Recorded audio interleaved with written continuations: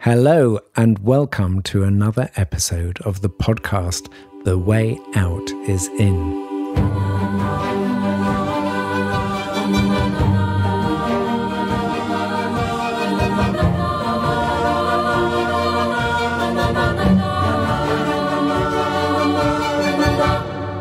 I am Jo Confino. And I am Brother Phap Huu. And today we're going to be focusing on the art of community living. There are many people who recognize that living a life of individualism is no longer attractive and want to be part of a community. But community living is complex, difficult, and needs a lot of openness, deep listening, and negotiation. And we're going to look at how does Plum Village, which has been here for nearly 40 years, do exactly that.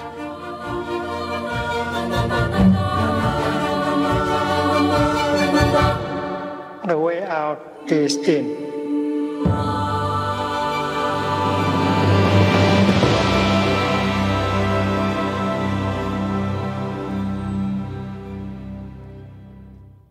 Brother Phap Huu, so next year, Plum Village is going to celebrate its 40th anniversary.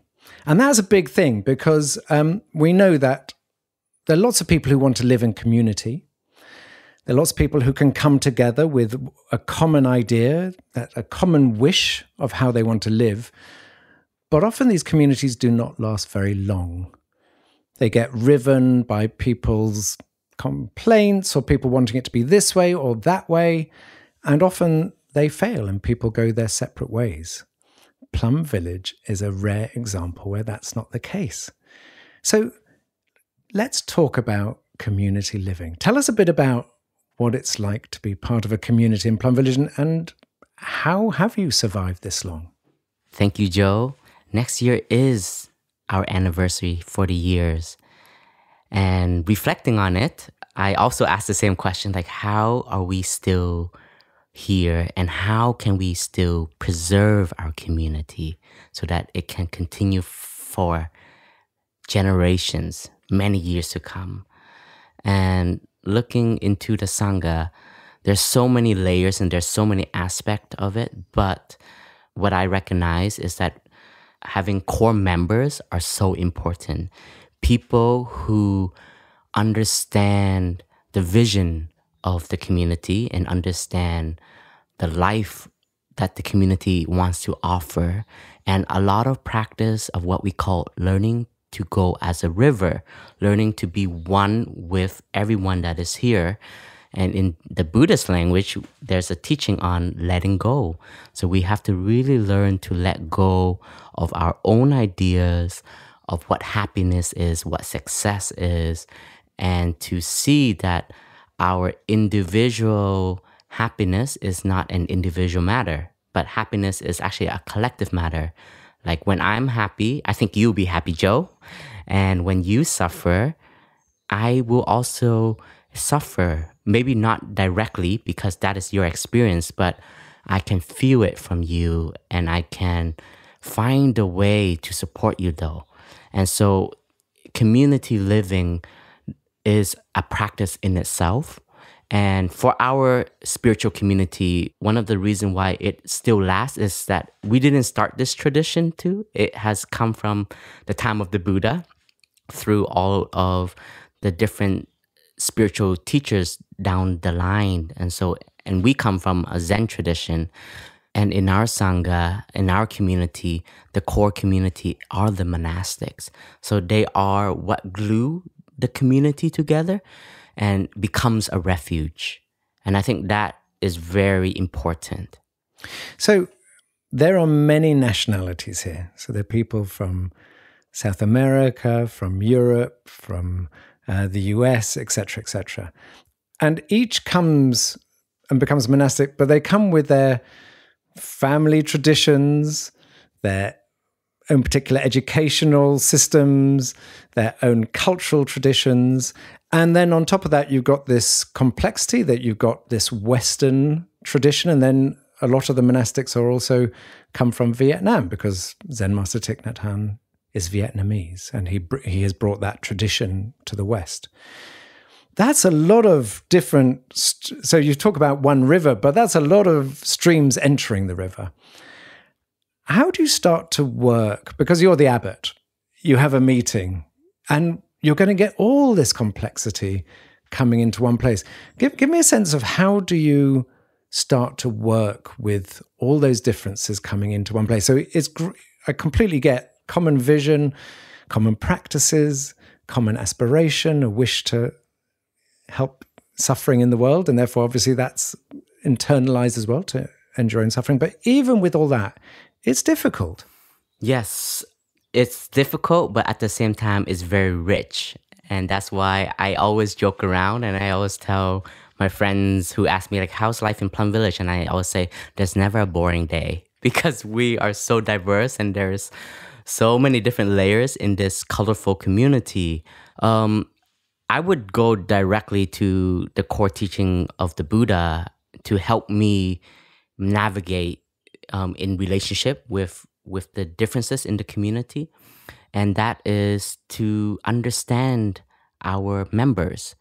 When you start to have a lens and an ear to listen and to see them from not what they are just saying or their energy that they give out through their way of being, but you have time to get to know them, you get to see who they are, what are their difficulties, what is their happiness. You start to see that, oh, they have some suffering.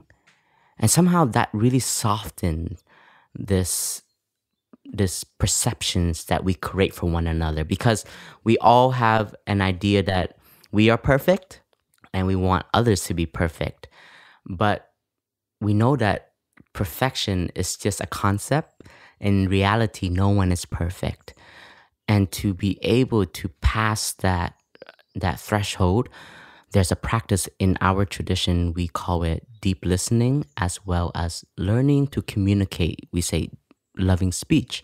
But communication, as an abbot, I've learned that it's not through just words.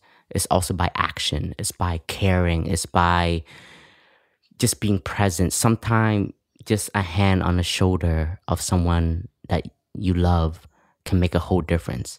So I, as an abbot, many people ask me, what do you do as an abbot? And you know what was really difficult for me was also I was discovering what it meant to be an abbot, because I am the third abbot of Upper Hamlet, and we're only 40 years. So it's still young. I still think our community is still very young compared to other traditions that have like hundreds of years of history. And our teacher started to ordain monastic student at a later age in his career. So a lot of us coming in were young, fresh, energetic, but also innocent and naive sometimes, I would say.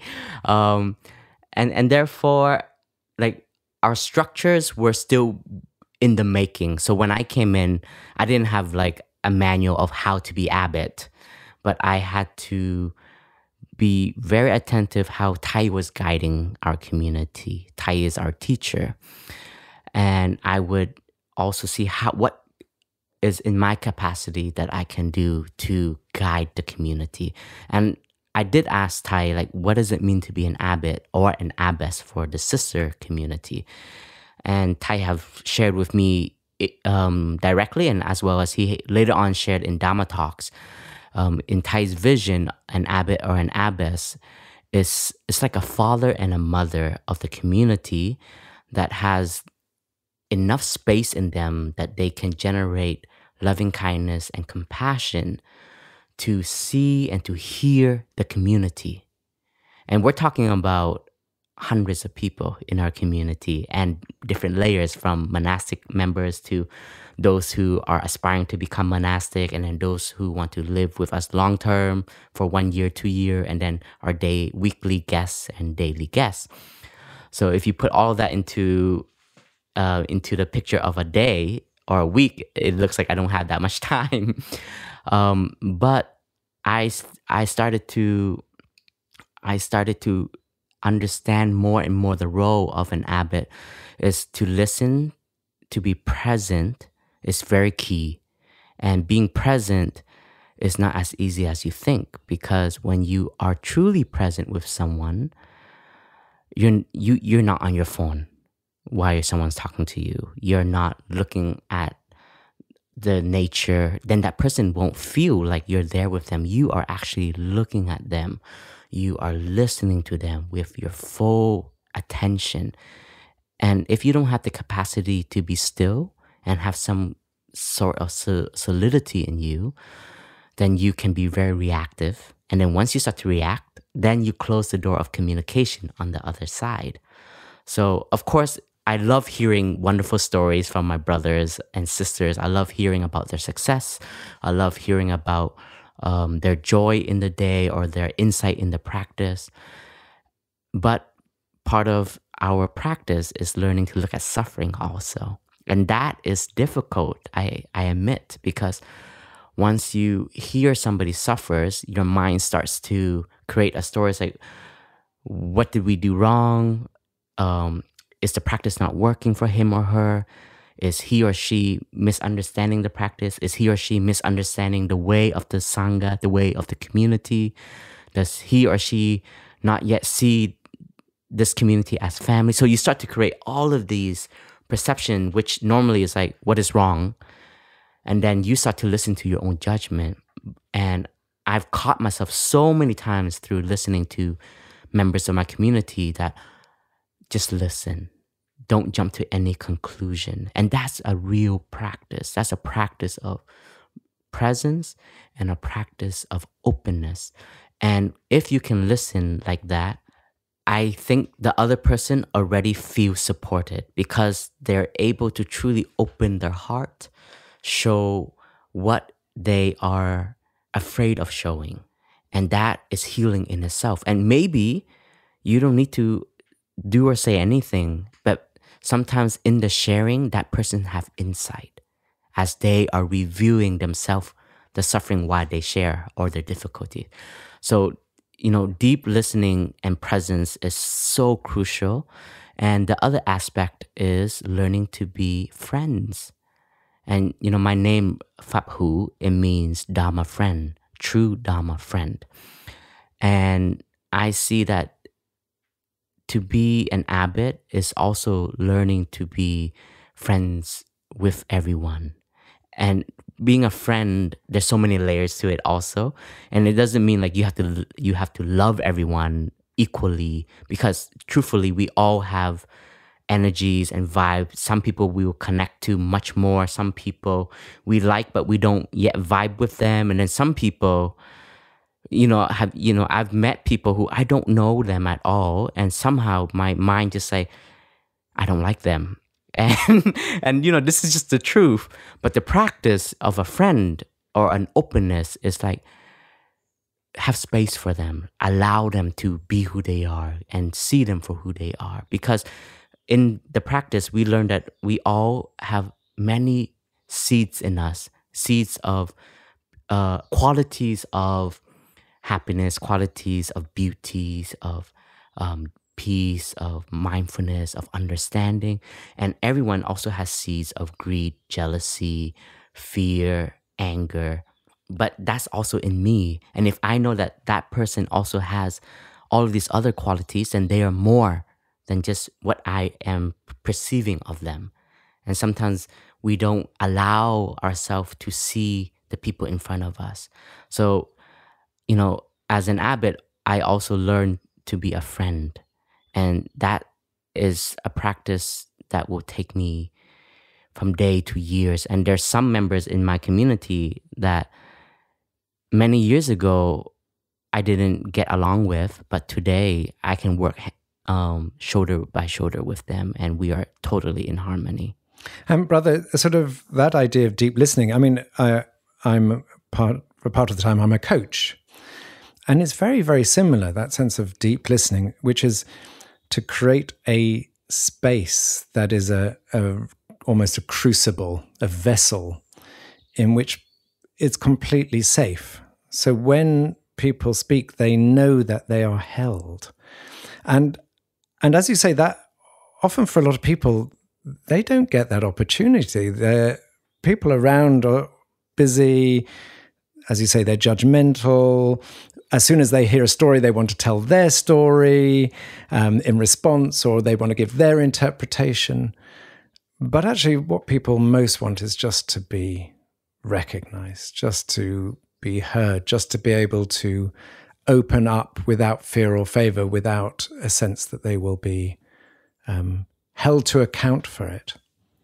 And the other thing is, as you say about a friend, when I coach people, I personally do not like a sort of the approach of some psychotherapists where they're almost like an empty vessel. They almost just ask questions, but they don't respond. I think people do want friends. They do want to actually feel that there's someone who's on their side, someone who's actually engaged with them, someone who's feeling into them, someone who's offering them their own experience. Say, is this valid for you? Is this fair? And I always remember when I was working at The Guardian, I set up some sort of employee feedback questionnaires, and we had a company that came in, and there was something like we asked about like 70, 80 questions. And there was one question which said, do you have a best friend at work? Or do you have a friend at work? And it was sort of number 45 or whatever. And I always remember that the company we worked with said, that is the most important question in the whole lot. That if people have a real friend and they're suffering or they're finding it difficult, the fact that they've got a friend will just make all the difference. But if they don't have a friend at work and they suffer, then it can easily spiral down. So I sort of really get that sense of deep listening, but with love. As you say, it's loving kindness. It's not just an empty space. You say, oh, I'm listening, but I'm not there for you. It's actually listening with a deep sense of being and of location to I'm here for you. Yeah, and when I joined the monastic community, I always heard Thay talk about brotherhood and sisterhood, and later on, Thay has shared that brotherhood and sisterhood is the essence of our community. That is one of the things that we have to practice every day, and that is another way of talking about friendship. Because in brotherhood and sisterhood, you don't only accept or be with those who are joyful, bubbly, because that's too easy. But brotherhood and sisterhood is also having a space for us to be vulnerable, but being contained. And there's this teaching of Thay that he tells all of us, because a lot of times, even as a monk or a nun, and I think for us practitioners, lay practitioners who live in the world, we also have an idea of what it means to be spiritual, and we want to be so at peace, we want to be so solid. And so we start to create a concept and an idea for ourselves. And sometimes we also don't allow ourselves to be vulnerable or true to what is happening inside of us in this very moment. And sometimes we feel like we have to mask a little bit. Oh, because I'm a monk, I need to be solid. I need to not suffer. And this teaching of Thay really helped me. And Thay said, we're all allowed to suffer. Suffering is a noble truth that is taught in Buddhism. It's a gem that the Buddha gave to us to have insight. But our responsibility is also to practice with our suffering. So it's like I can suffer, but I'm not just gonna go and vent everywhere about it and complain. And that's not the spirit. We all suffer, we all have difficulties, but our practice is to acknowledge it, take care of it, embrace it, and find ways to transform it. And that is very key in our community. And in our community, we have a lot of sessions that we create to help communication be possible also, because not everyone are people. Not everyone is open to speaking in big groups. And I know in the monks communities, brothers have shared with me, when the group is over 17 people, it starts to become a little bit difficult to truly express oneself. But they also see it's a practice, because the practice is also learning to see these other 50 monks and nuns that are in this circle as my family. But that needs to take time. And so then we would create, in our structure of our community, we have so many different layers, or we say councils, as well as groups. For example, the bhikshu and bhikshuni are like the fully ordained monks and nuns. Usually after 3 years of novicehood, then they have a chance to become a fully ordained monk or nun, and they become the core members of the community, help making decisions, help looking at directions of the community, etc. I'm sure you'd be interested to know how we decide all these projects and topics in the community, but that's a long one. But we also have like different groups from mentor-mentees and smaller group. It can be one mentor and a co-mentor with a group of 7 or 8 or 6 mentees, and we meet once a week to have a space to truly share and look how we're doing in the week. And then once a week or twice a week, we have days of mindfulness where the monks and nuns and laymen, laywomen will come together. So we will create also other opportunities for listening and sharing.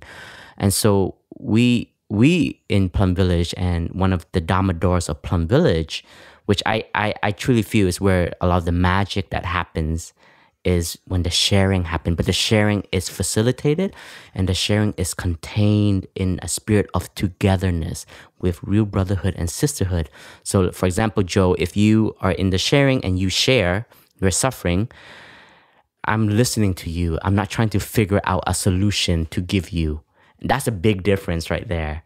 And that, I feel, it's so human, this quality. But I feel like we need to retrain in it, and we need to be guided in having compassion and love for one another again.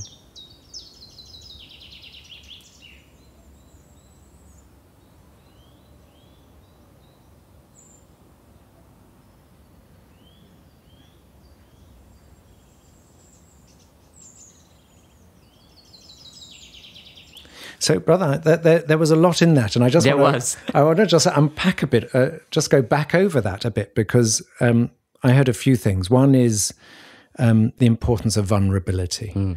So I have attended in my time many different workshops in different settings, and what I have noticed in almost every single one is that when the moment someone is prepared to be courageous and to open themselves up, to take off the armor, to reveal and almost to rip open and show their heart, then actually the atmosphere and the whole direction of that meeting will completely change. Because actually what that person who's being vulnerable is actually, what they're actually doing is giving permission for other people to show up. And I've sort of seen a lot in life that actually that one of the key principles in life that we can support other people is to give people permission.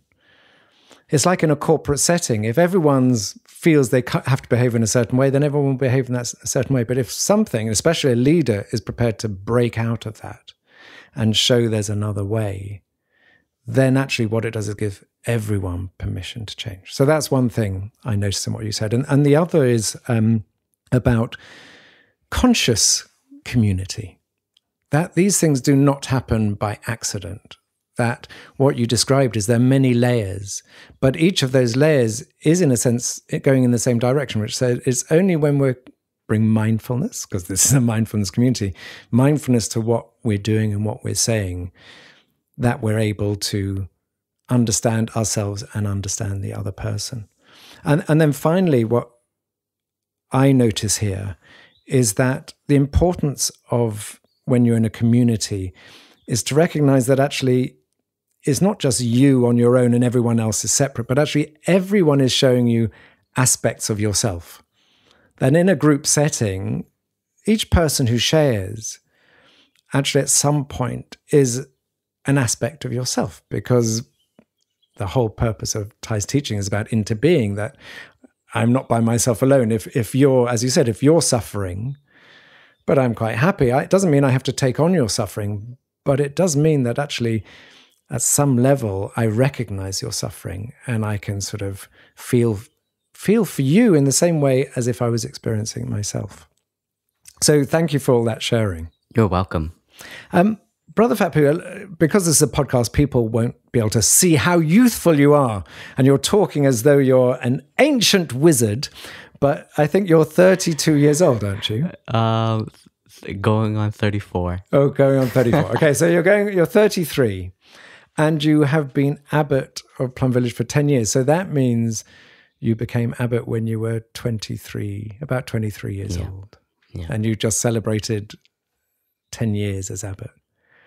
Brother, what was it like in your first year, a 23-year-old as abbot of a community with all these elders, some people who have been in the practice for 30, 40 years, and you're there, you're not the boss, but you are there to hold that space. Just describe, well, I want to find out what you've learned in the 10 years, but just describe that first year, because that must have been a bit nerve-wracking. Yes, Joe, it was. There's so many memories that are having flashback, that I'm having flashback right now. But I actually want to begin in 2008 when I became vice abbot. So our Sangha was growing and elder brothers were being sent to new monasteries. So suddenly our class, our generation, we felt we had to step up and help our community in Plum Village with Thay that was present, still teaching every Thursday and Sunday, and big retreats once every 2 months. And we had a new abbot, and that was very exciting for our monk community. And we selected a brother, and this is interesting. So we don't really have like grading in our system or our way of looking at each other. But when it comes to roles in the community, we do what we call a collective eye. We call it the Sangha eye. We do put out some criteria what that person should be capable of in order to take on that responsibility. So an abbot role is, like you said, it's not like the boss, and that was Thay's guidance very clear. Like there's no boss in this community. Even Thay says, I'm not the boss of this community. I see him as a teacher, as also like the founder of our tradition, but I also see him as a member of this community, and that's very rare to feel in a spiritual teacher at that level. So it was very clear for us that, as an abbot, you're not the boss, but you're someone who is like a bridge. You start to connect the different links in the community. And we had a brother who was now like 11, 12 years in the community. He was loved by everyone, and we felt this is the new abbot. And we collectively nominated, and our brother he warmly accepted the invitation, and he said, I'll try my best. I want to do it for the spirit of the growth of the community. And that's the best we can ask for. And right after he was abbot, 1 year later, our first abbot from the new monastery came back and said, he needs a support. So the first abbot and our teacher were talking. And that day, Thay, our teacher, usually eat lunch with us every day during the winter retreat. And that particular day, Thay and the first abbot was looking at me like attentively, and I really thought I was in trouble. Like I thought I've done something wrong, and I've been told on. And Thay is probably telling the first abbot, you need to sit, call him aside and sit with him and instruct him in order for him to advance in his practice or whatever. So my mind was creating a lot of stories. And so the night came, and after sitting meditation, our brother, elder brother, first abbot, calls me into his room. And I was ready to just begin anew, apologize for whatever I did. And I think there were some things, I was young and naughty sometimes. So I'm sure like there's something I did that must have caught their eye that wasn't maybe monk behavior. But it wasn't the case. And our first abbot was sharing like he's going to be away more and the new abbot really needs support. And you are young, you get along with him very well. Can you support him? Like that was the main theme. Like, can you support him? And I am someone who was very close to this brother, this new abbot. And we've been on so many journeys together on retreats, as well as Thay's attendant. He was actually one of the brothers who taught me how to be Thay's attendant. So I was very close to him, and I was like, yes, I'm there 100%. Next day of mindfulness, Thay announced to the whole community I can see what's coming. that Thay and the first abbot have spoken, and Brother Phap Huu has agreed to become the vice abbot. And you should have seen and felt the energy of the community of this, and this excitement, this joy. And I was in total shock because our first abbot, he is Vietnamese. And one of the things in Vietnamese culture is you don't talk directly about something. You kind of go around the bushes, but you point it all to that direction. And I guess I'm supposed to know what I'm agreeing to. And I was so shocked. And my elder brother, who was sitting right beside me, he was so happy, and he started like looking at me and clapping, saying, "Congratulations!"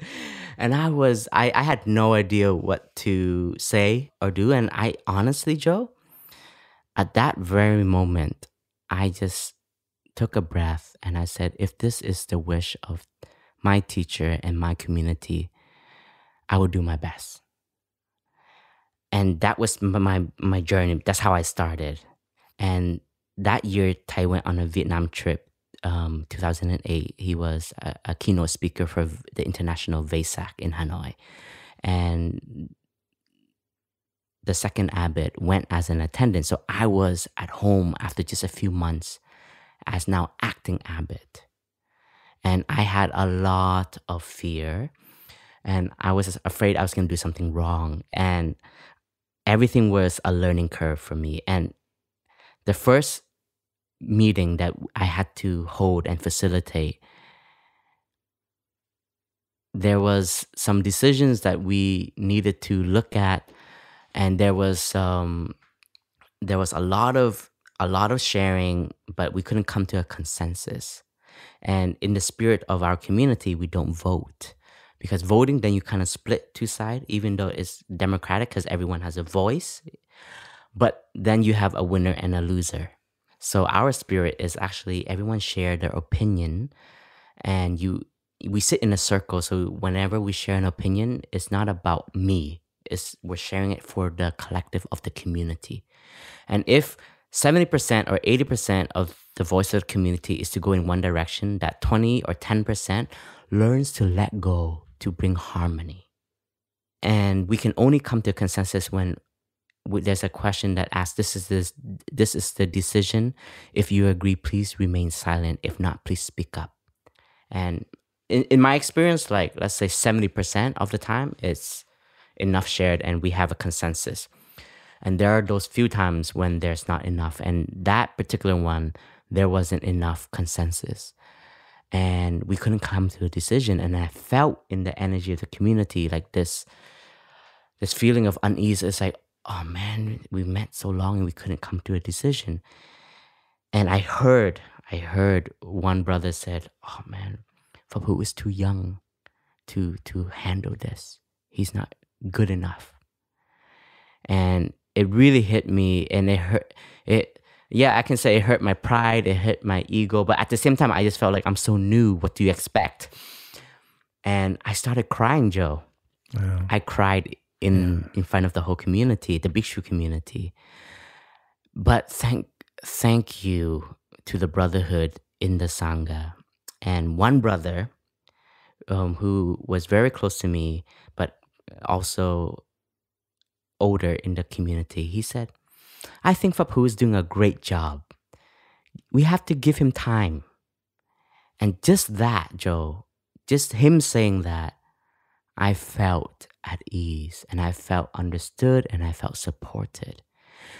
And after that meeting, I made a vow that I need to learn more how to be a better facilitator. I started to do more homework, look up materials to read on how to facilitate, what are the things to look for, and then actually look at how Thay does it as a teacher. And then I started to see, I need to have relationships in the community. In order for me to guide these meetings, I need to know my brothers and sisters. That was a journey of deep listening, of connecting. And a lot of times, some rooms I normally would never go into because I just don't see that we have much to talk about. But I'm just going to come in and ask for a cup of tea. And if it's an awkward, silent, I have to find ways to break the ice. So you are putting yourself in the spirit of getting to know someone. This is you saying that I'm ready to be open. And that was really when I started to see what it meant to be a connector. That's how I see an abbot, as a connector.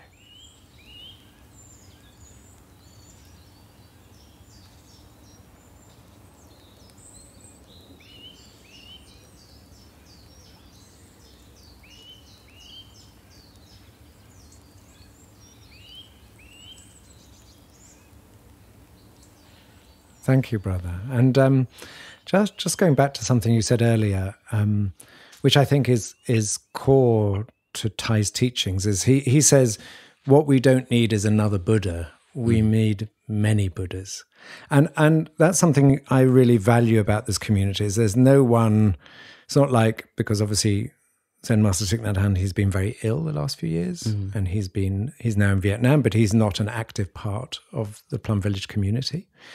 And what you see often in communities, whether they're religious or non-religious, is that when there's a vacuum, that someone makes a power grab. There's this sort of sense of saying, actually, the master's gone, or the boss is gone, or the prime minister's gone, or whatever, and there's a big fight, and people are trying to take control. And what's been remarkable for me the last 6 years is to see that no one's tried to take control.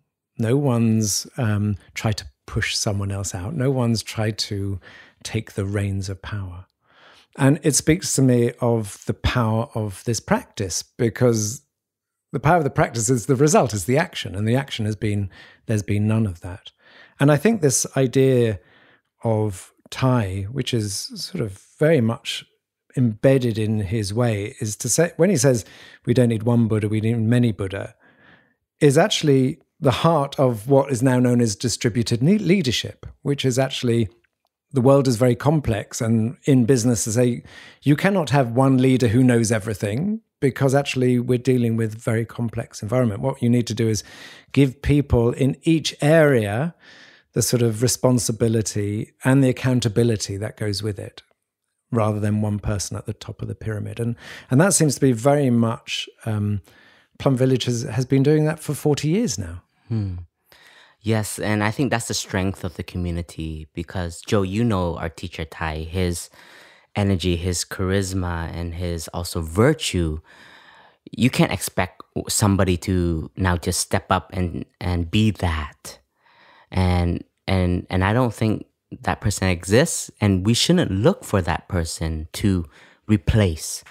And being close to Thay, I've heard him share on many occasions that when Thay is not here anymore, the community will continue Thay. And that has always been his message. And that's very empowering, because we all have to see ourselves as his continuation. And this challenges everyone, because now as a practitioner, as a monk, a nun, a lay person, if you see yourself as a student of Thay, you have a responsibility to honor his practice in your daily life, and that's how you can continue him. It's very easy for us to just look for someone else and say, let's follow, or let's say, you are responsible, and if we succeed or fail, it's your fault. It has nothing to do with me. And that is also not the spirit of a true Sangha. Sangha comes from the time of the Buddha. You know, it's a collective body of practice, and the body of a true Sangha is more powerful than one individual. Even Thay has shared with me on occasions like the success of the community is not Thay. And sometimes I'm like, Thay, you're being humble.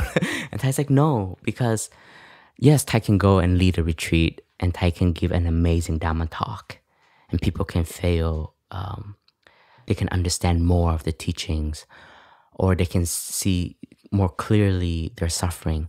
But it's the collective energy of all other practitioners, of his students that come with him, creates these Dhamma sharing families for people to truly have a safe space to share.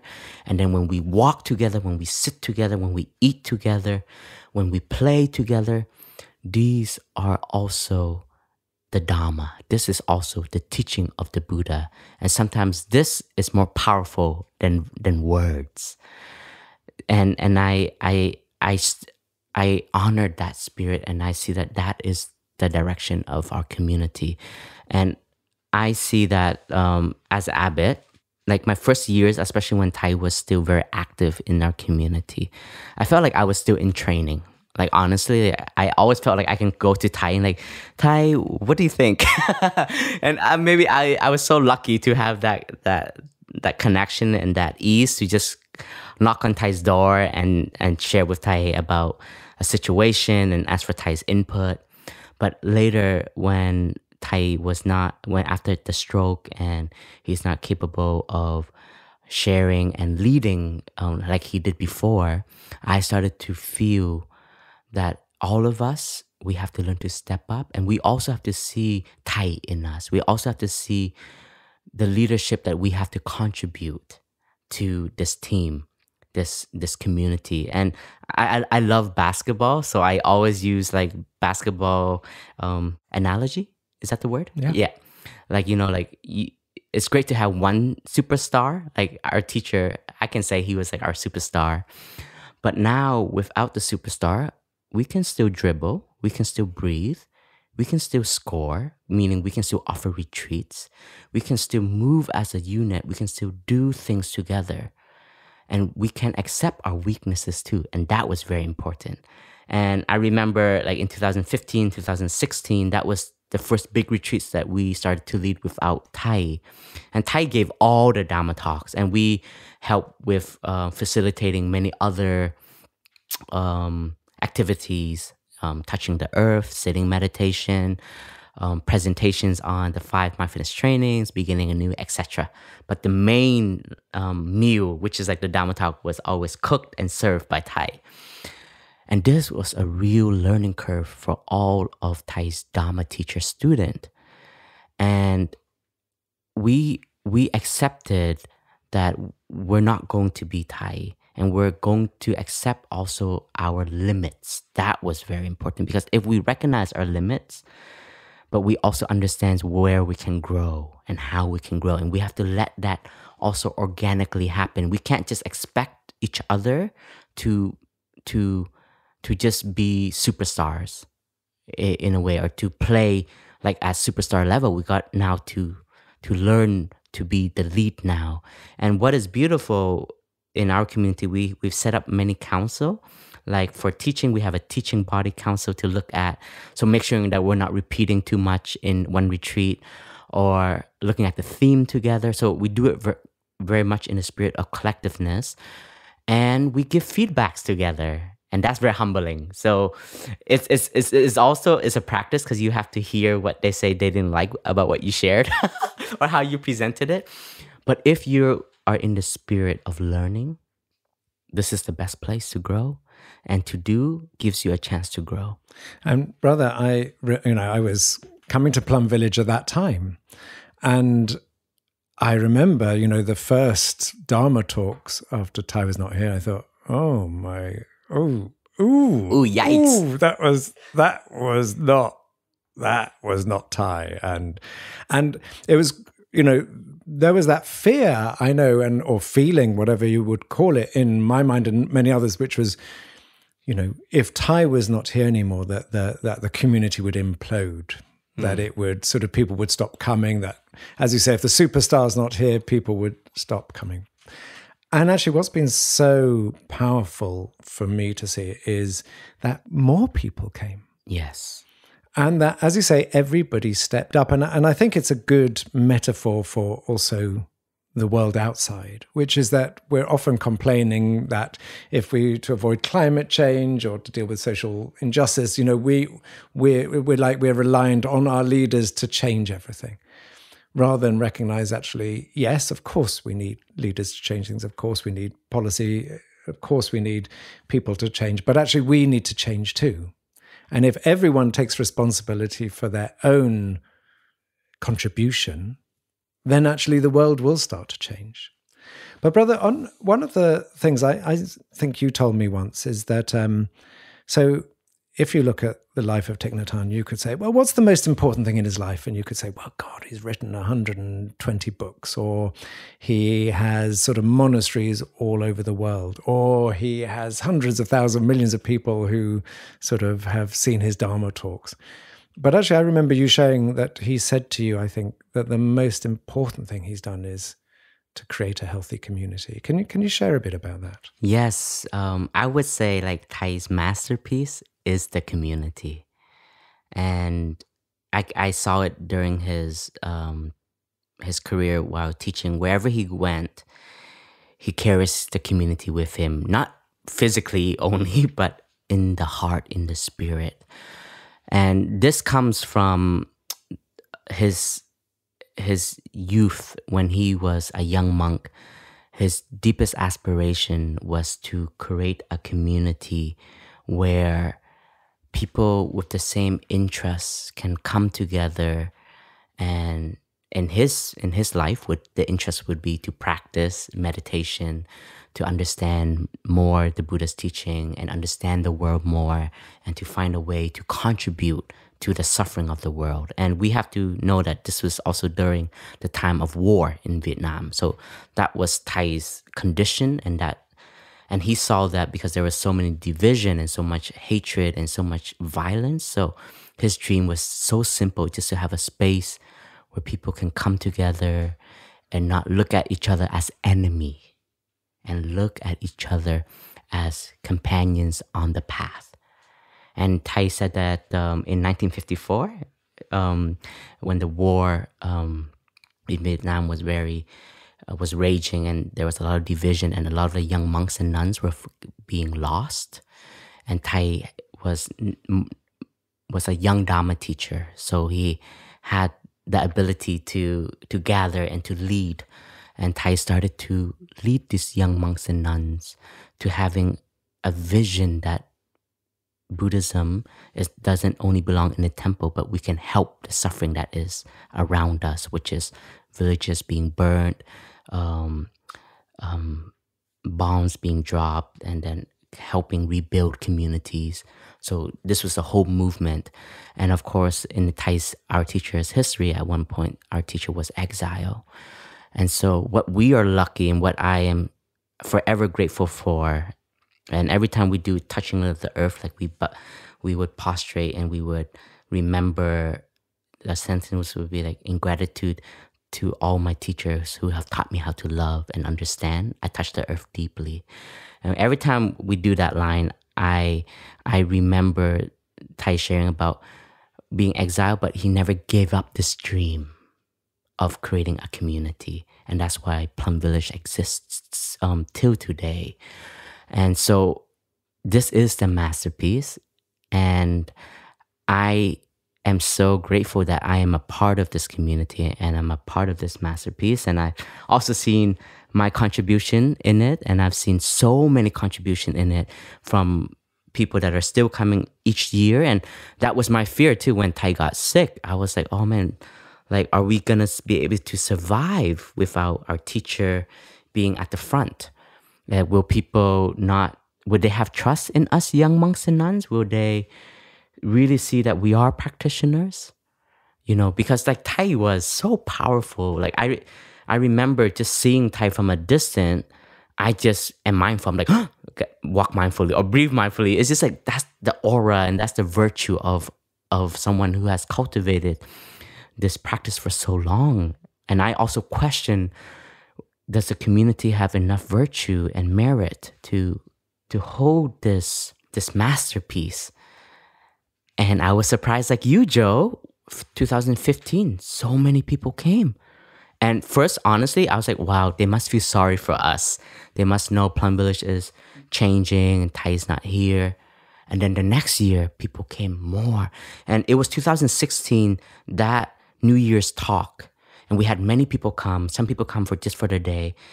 And our big meditation hall in Upper Hamlet was so full that the monks and nuns, we had to leave the hall after our chanting so that people have enough space to sit. And I and a group of brothers and sisters, and we said, wow. And that hall can hold several hundred people. It's not a small hall. It was 1,000 people. Yeah. It was 1,000 people. And it was more than when our teacher was teaching. And of course, later on, you can hear the chestnut falling. We're in Thay's hut, and those are chestnut tree with the chestnut falling on the roof. And I started to ask the people, like, just out of curiosity, like, what made you come? And they're like, for the practice and for the community. And so there was this new shift and this new understanding in our community. It's like, guys, we don't have to be Thay. People are coming to take refuge in the teaching of Thay, who he has transmitted to us, and in the practice that they have learned through books, talks, interviews from our teacher, and we are his continuation. We can do that. It's our responsibility to continue this beautiful legacy. And I had a realization, it's not that difficult. We just have to breathe and smile and be present.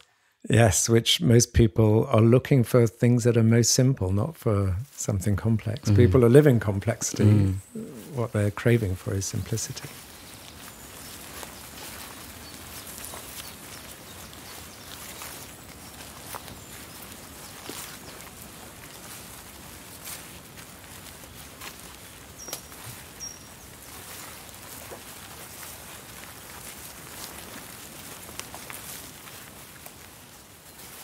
One of the influences on Thay was Martin Luther King, because Martin Luther King and his beloved community, his feelings and recognition of the Power community were very similar to Thay, and they became friends during the Vietnam War. And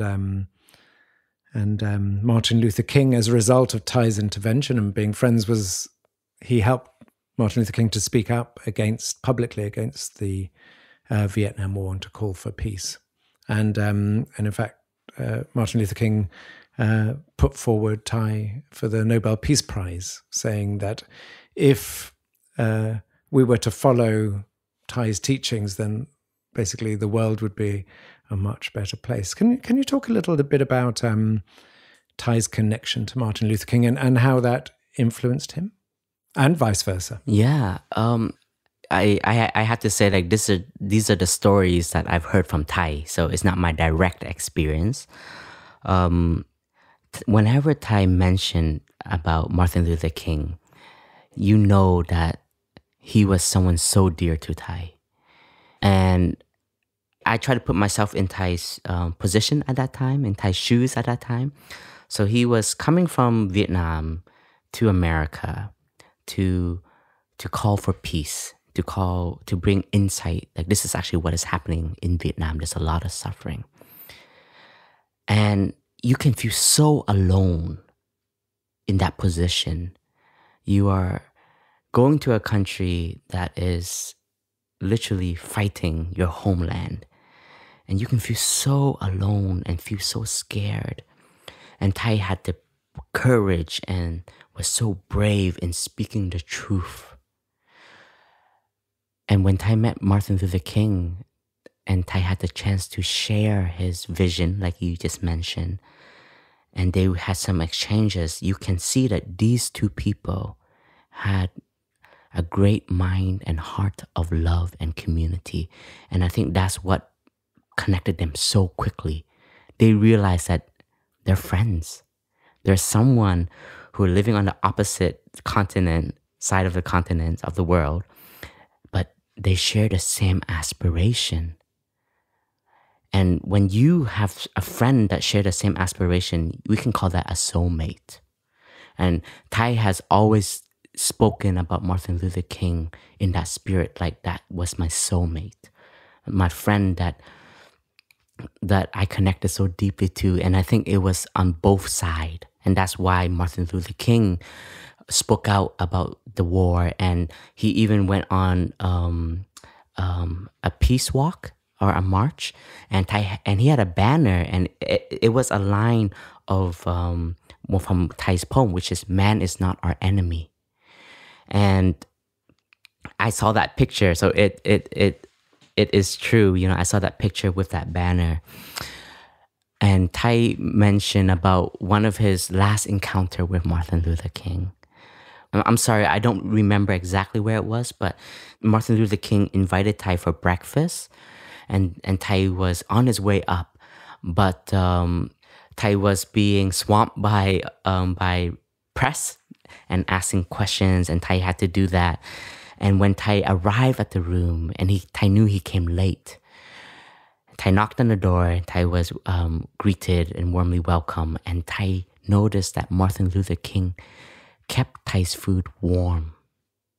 That gesture Thay remembered till today. And that gesture was a gesture of brotherhood, of saying, "Oh, you're gonna be late. Let me make sure your food is still warm." And Thay shared with us that was the last interaction that Thay had face-to-face with Martin Luther King. And in that meeting, Thay was very happy that he had the chance to share that the people in Vietnam calls Martin Luther King like a bodhisattva, a great being, someone with a mind of love, and who is willing to act for justice. And Thay says like I was able to share that as a token of gratitude to what Martin Luther King has done for Thay in such a short time of their encounter. And Thay shared that later on, when Thay heard the news that Martin Luther King got assassinated, Thay was so sad, and he was in so much despair to hear that news of a dear friend with such an aspiration and such a heart would be assassinated, would be killed. And Thay didn't, it's like, why would somebody with such a heart, someone would hate them? And in that moment, I'm sure Thay had to practice mindful breathing, mindful walking, to grieve, to take care of the sadness, to take care of everything manifesting. But at that same time, Thay heard Martin Luther King shared about a community, and he called it the beloved community. And Thay made a vow that as long as Thay is still breathing and alive and doing the work that he's doing, he will help that community also manifest through his work. So Thay also took on his friend's aspiration and helped it energize his path, his aspiration also. So I can also see that the Sangha, which is, I would say, Thay's masterpiece, is also the manifestation of the aspiration of Martin Luther King Jr. Yeah. And brother, just finally, it's a lot of people do not have the opportunity to be in community, and a lot of people are living very individualistic lives, living often on their own. We've seen the scourge of loneliness grow exponentially amongst young people. That people don't feel connected. They don't feel that sort of love and connection. And we see the amount of addiction in society, and the number of people who commit suicide. You know, it's when there's not that community, it can feel very lonely. It's different from alone. Sometimes we want to be alone, right? But when we're lonely, it can be devastating. We're social animals. And so one of the things just finally is to talk about the community, Thay's community all over the world. So we know they're the monasteries, but actually one of Thay's legacies is actually there's hundreds, if not thousands, of Sanghas, communities all over the world that meet weekly around the world. I mean, when I moved in the UK, I lived in Brighton, and every Sunday I attended the local Sangha, and it was a group of people who were able to come together and share the practice and to do Dharma sharing. And how important that was to be able to come and feel part of something. And also my personal meditation practice is not very good at all, but when I'm in community, I feel that energy, and I feel it's much easier because I'm welcomed. And then we moved to New York, and we founded a Sangha with others in the center of Manhattan, and people would come, and it was every week, it was a place of refuge. It was a place where people could come and feel that connection, sharing the practice. And as you say, this Dharma sharing is where you can just talk about your suffering, and you don't want a solution. As you say, you don't want people, there's very strict guidelines, which is actually when you share, do not give advice, do not cross-talk. And at the end, if you want to say something to that person, you need to seek permission, because the whole purpose is not to, as you say, solve. Everyone, especially us men, we hear a problem, we want to solve it. But often people don't need it to be solved, they need it to be shared. And so that it's called Dharma sharing for that very reason. So can you talk a little bit, just finally, about why that was important to Thay to set up these communities that meet all over the world? And in fact, in most cities in the world, or most places in the world, when you arrive in a city, there's normally a Sangha that you can go to. Yeah. It's because as a community, there will be a legacy in a way that a true community will have continuations. And now being a part of Plum Village, I feel a part of something. And I think that's really important. When we talk about loneliness and the despair in it, is feeling not belonging anywhere. And I'm saying this also, it's still my practice to continue to take root in my community, because there are moments when also like you said, like I just want to be alone. But this is very different. And the power of community, a true community with love and understanding, there is a lot of space. And in the space, it allows people to have connection. And because humans, we manifest it not as an individual. That's really important. There was a condition, which was our parents, that came together for us to manifest. So we are not alone by nature. But the way society is, there's a lot of individualism. And Thay sees that as when we want to walk the path that offers us strength, compassion, love, understanding, it's much easier to do it with friends around you that support that. We call that conditions.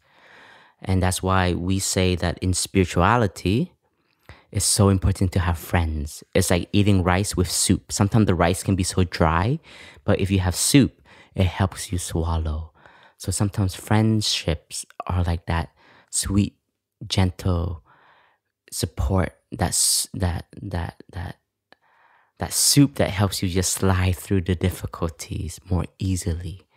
And community offers that essence of friendship, brotherhood, and sisterhood. Because even today, as I speak to you now, I know I still have so much more to grow into. I still have a lot of craving and a lot of judgment, and I know my weaknesses.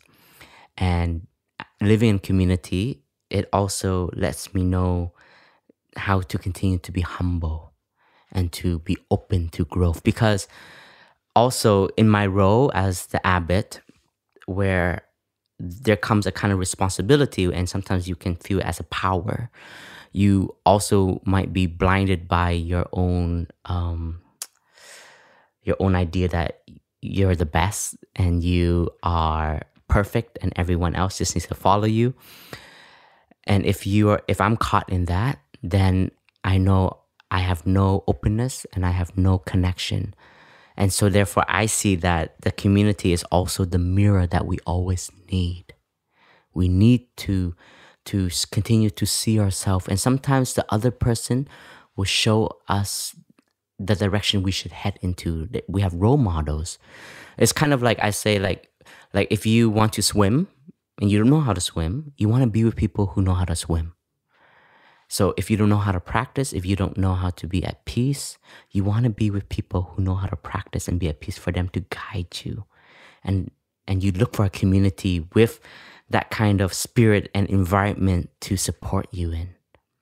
And that will help you grow faster in the Dhamma. That's my own personal experience. And I cannot say it's for everyone, but a lot of people who have experienced coming to a retreat have shared that collectively it helps them practice much better, because alone it's too easy to give up.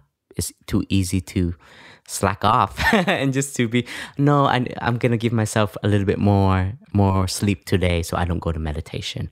Or, no, I'm just going to take some time to just look at the sky. Where in community, there's a spirit of togetherness. It's like, it's time to go sit. Let's all sit together, enjoy that collective energy. And there's a power of community. And also, it's important to recognize a community can be two people. That's right. So a relationship is a community, and everything you have described, just thinking back to everything you said, would be applicable in a relationship. Totally. About deep listening. It's about having a shared dream. I mean, Thay has said, you can share the same bed with someone, but if you're not sharing the same dream, then what's the point if you're pointing in opposite directions all the time? So actually, the idea of, as I say, deep listening, deep sharing, not trying to solve each other's problems, not trying to change people, being responsible, being accountable for your behavior, being mindful. Actually, all these doesn't have to be 60 monastics, 60 monks in Plum Village doing this. Actually, each of us can do that. Yes, Jo, and you have more experience than me in that. Oh, so the next one we'll have to do about relationships then. I think so, totally. And just, just the last thing I wanted to just close off with. As part of my journey also, one of the last time that I was close to Thay, and I asked Thay, what can I do to be a better abbot? It was in 2014, and we were at the European Institute of Applied Buddhism in Germany. And I asked Thay that question, and he looked at me. I was really nervous because, by then, I've been an abbot for, only not too long, but I had really high expectation for myself. But for me to just say, Thay, please guide me, because I still feel like I'm not doing the best. And Thay just said, Phap Huu, learn to trust more and learn to delegate. And I had this moment, I'm like, don't I do that already? But then Thay explained a little more. And Thay said, Thay thinks that you are very responsible. You're very capable of doing many things. But as an abbot, you have to learn to trust your community more. Know that the community has the capacity. And Thay says, and maybe sometimes because you're so responsible, you feel that everything has to fall on your shoulder. And because you are a part of it, then it will be done. But if you never give the chance for others to do it, then you will also not let them grow and not let them feel a part of the community. And that really hit me. And Thay gave me a really simple example. And Thay said, Phap Huu, every time Thay asks you to do something, how do you feel? And I said, I feel honored. I feel like I can support the community and I can support you, Thay.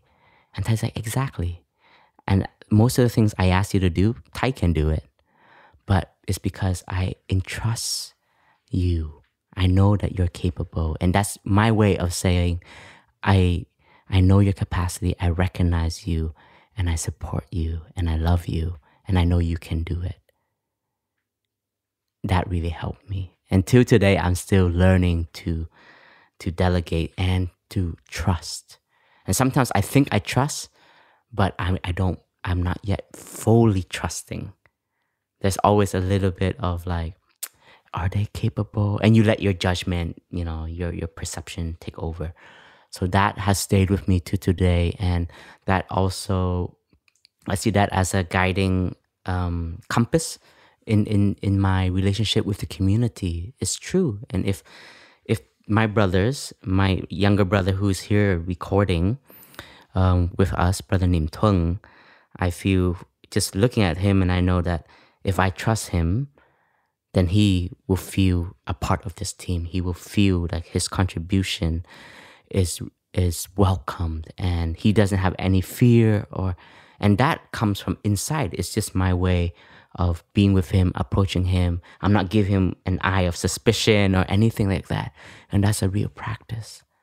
And I see this as a beautiful quality that we all can continue to nourish inside of ourselves. And I believe it will also contribute to our friendship. Yeah.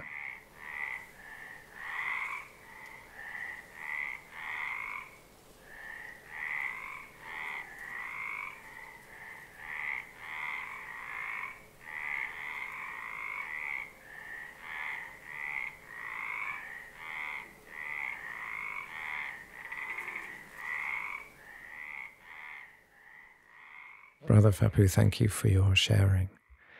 So, dear listeners, we hope you have enjoyed this as much as we have. It's a joy to be able to sit here in Thay's hut and just share the practice with each other. So, brother, thank you. And just as a reminder to everyone, if you enjoyed this, you can hear all the other episodes on Apple Podcasts, on Spotify, and also finally on the Plum Village app. And this podcast was brought to you by the generous donors of the Thich Nhat Hanh Foundation. If you would like to support future episodes of the podcast and the work of the international Plum Village community, please visit the website www.tnhf.org/donate. Thank you so much. Now, brother, as is tradition now, we end with a short guided meditation. And the feedback from all our episodes is that people look forward to this so much. So are you able to offer one today? Of course, my joy. Hello, listeners, dear friends, wherever you may be. If you are sitting on your sofa, sitting on a chair, or if you're going for a walk or a jog, or if you are cleaning your house or cooking, if you just allow yourself a few minutes of stillness, stop what you are doing. You can either stand or sit. But if you're sitting, just allow yourself to sit a little bit more upright, but relax. Because this will allow us to come back to our posture more stably. Now we're going to use the breath to connect our mind home to the body. So gently, just be aware of your in-breath and out-breath. Just identify it. Say, in-breath, out-breath. As I breathe in, I'm in touch with my in-breath. As I breathe out, I am in touch with my out-breath. Just recognize the breath. If it is long, let it be long. If it is short, allow it to be short. The breathing is always happening. Just be present for it, and it will be present for you. And as we breathe in with the next breath, let us stay with the breath, taking refuge in it. In, I follow my in-breath. And as I breathe out, let us take refuge in our out-breath. I follow my out-breath all the way through. Breathing in a deep breath. Breathing out a long breath.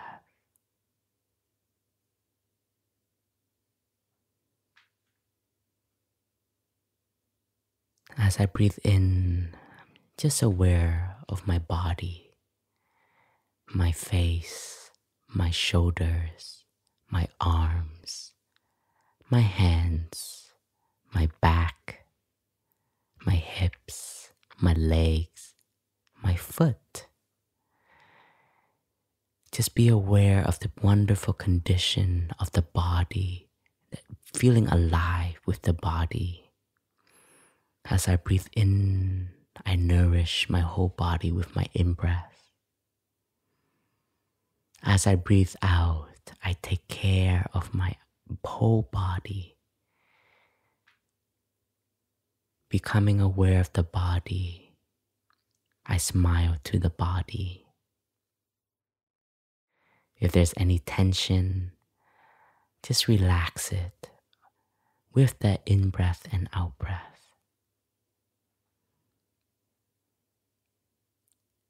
As I breathe in, I'm in touch with the energy of life, the sounds around me, the wind, the sun, the air. As I breathe out, I am grateful for this condition in life. Out, so grateful. As I breathe in, I'm in touch with the friends on the path in my life,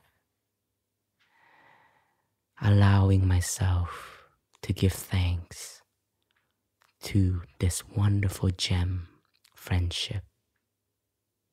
Breathing out, I nourish my gratitude to friendship in my life.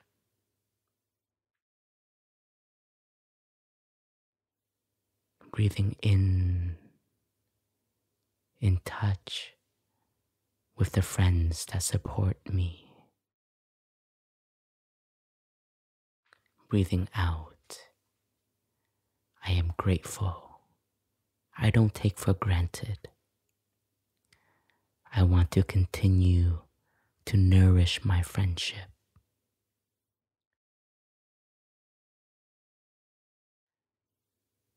Breathing in, I'm in touch with myself.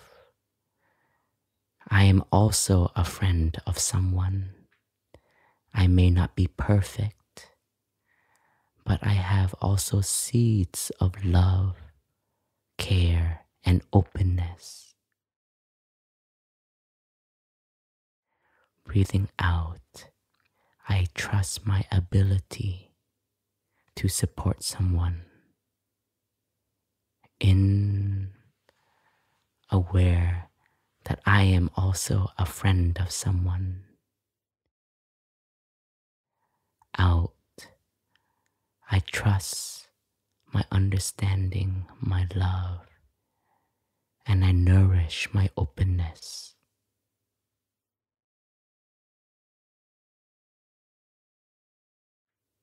Breathing in touch with the friends inside of me and that are there in my life. Breathing out, I want to continue to nourish my relationship with openness, with true love and true understanding. In present moment, alive, out, wonderful moment.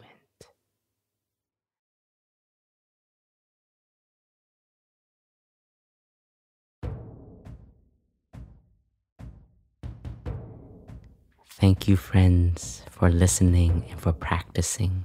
We wish you a wonderful day.